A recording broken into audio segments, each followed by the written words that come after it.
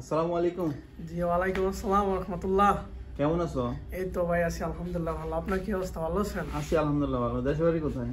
ভাই দেশের বাড়ি, আমার বাড়ি হচ্ছে কুমিল্লা জেলা বগুড়া থানা। তো কত বছর হয়েছে কুয়েতে আসো?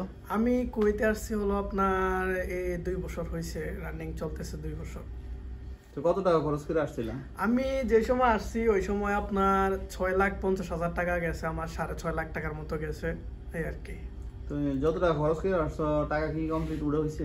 না আলহামদুলিল্লাহ, আমি আল্লাহর রহমতে টাকা মাকা সব যত ঋণ ফিন করে আসছি সবকিছু দেওয়া হয়ে গেছে আমার।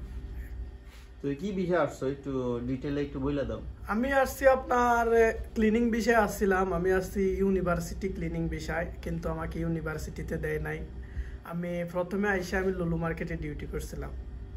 তো লুলু মার্কেটে যে ডিউটিগুলা মানে কিরকম সবকিছু বিষয়টা মানে একটু বলো। লুলু মার্কেটে আপনার সুযোগ সুবিধা তেমন একটা ভালো না বলতে ভালো না, সুযোগ সুবিধা লুলু মার্কেটে একটু সমস্যা। লুলু মার্কেটে আপনার ওখানে তো আপনার সব তো ইন্ডিয়ান লোক ও মুদির টুদির বেশি থাকে। একটুক মনে করেন না, কাজের কোনো সমস্যা হলে বা কোনো কিছু বাইঙ্গা লাইলে বা কোনো কিছু মনে করেন না সমস্যা হয়ে গেলে বেশিরভাগই ওরা প্রশ্ন করে বা গাদ ধাক্কা দিয়ে বাইর করে দেয়, এরকমই বেশিরভাগ। লুলু মার্কেট তেমন একটা সুবিধা না। আর লুলু মার্কেটের কি ভিসা আছে বাংলাদেশিও? না না, লুলু মার্কেটে বাংলাদেশিদেরকে ভিসা দেয় না, কোনো বাংলাদেশি নাই লুলু মার্কেটে। যারা আছে যেমন আমাদের ইন্ডিয়ান বাঙালি আছে, তারপর আপনার কেরালা, তারপর আপনার হায়দ্রাবাদ, মানে সবে ইন্ডিয়ান, বাঙালি কোনো লোক নাই। কত ঘন্টা ডিউটি হ্যাঁ ফিক্সড? লুলু মার্কেটে ফিক্সড 12 ঘন্টা ডিউটি। 12 ঘন্টা ডিউটি। তো 12 ঘন্টা ডিউটির মধ্যে কেমন একটু বলো। লুলু মার্কেটে 12 ঘন্টা ডিউটির মধ্যে মনে করেন আপনার সর্বোচ্চ 20 থেকে 30 মিনিট আপনার খানার টাইম দেয়, তারপরে চলে যেতে হয়। তারপরে কোনো রেস্ট মেস নাই। সকাল থেকে যদি আপনার 5টা থেকে 5টা পর্যন্ত ডিউটি হয়, সকাল 5টা থেকে সন্ধ্যা 5টা পর্যন্ত এই কাজ, সারাদিন কাজ। বোয়ার কোনো সিস্টেম নাই, জিরেবের কোনো সিস্টেম নাই যে আপনার ইচ্ছে হয়েছে বাইরে যে একটা বিড়ি খাওয়ার, ওইটাও আপনার সিস্টেম নাই। যে এক গ্লাস পানি খাইবেন ওইটাও সিস্টেম নাই। সারাদিকে শুধু গেল মুদির আর মুদির, কোনো দিকে যাওয়ারও সিস্টেম নাই আপনার। আর কুয়েতে আসার পরে কুয়েতের কোন কাজটা চাহিদা বেশি?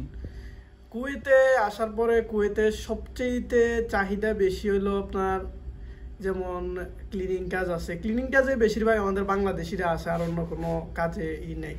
সবচাইতে বেশি আসে ক্লিনিং কাজে।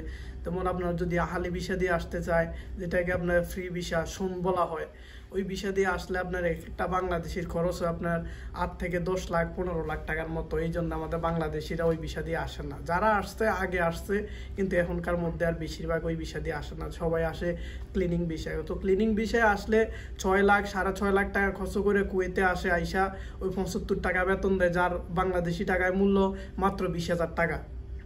তো ওই টাকা দিয়ে আপনি কি খাইবেন, না আপনার ফ্যামিলিরে চালাইবেন, না আপনার যদি 2টা বাচ্চা কাচ্চা থাকে ওদেরকে আপনি যেমন আমি আসছি, আমার বেতন কত, আমার বেসিক বেতন হলো 75 টাকা বাংলা টাকায়, যার মূল্য মাত্র 25,000 টাকা। তো 25,000 টাকা দিয়ে আমি কি, আমার 4টা বোন আছে, আমার একজন মা আছে, আমার নিজের একটা ফ্যামিলি আছে, আমি কারে কি করিম? না এখন তো টাকার রেট একটু ভালো, এখন তো মনে হয় 28-29 টাকা, 28-29 হাজার হবে, এরকম হবে মনে হয়। এরকম হলেও তো আপনার 6.5 লাখ টাকা দিয়ে একটা মানুষ বিদেশে আইসা সারাটা বছর খাড়ে, তার ফ্যামিলি কই, সে কই, অসুখ বিসুখ হইলে তার ফ্যামিলি কাছে পায় না, সে নিজেরটা নিজে করা লাগে। তারপর 12 ঘন্টা ডিউটি করে নিজের পাক শাকতে, তার চাইতে ভালো 6.5 লাখ টাকা বাংলাদেশে একটা বিজনেস করলে 6.5 লাখ টাকা দিয়ে অনেক ভালো। বিদেশ মানে আমাদের বাঙালি যারা আছে ওনারা বুঝতে চান, ওনারা মনে করে বিদেশে আসলে কোটি কোটি টাকা, কিন্তু বিদেশে যে কষ্ট এগুলা মানুষে আমাদের বাংলাদেশিরা বোঝে না। ঠিক আছে, এই আর কি। ধন্যবাদ তোমার কথাগুলো শোনার জন্য। আর সবাই সাপোর্ট করবেন, আর কোন ধরনের ভিডিও চান একটু কমেন্ট করবেন, ইনশাল্লাহ দেওয়ার চেষ্টা করব। ভালোবাসা অবিরাম, সাপোর্ট চাই অল টাইম। ওকে, আল্লাহ হাফেজ।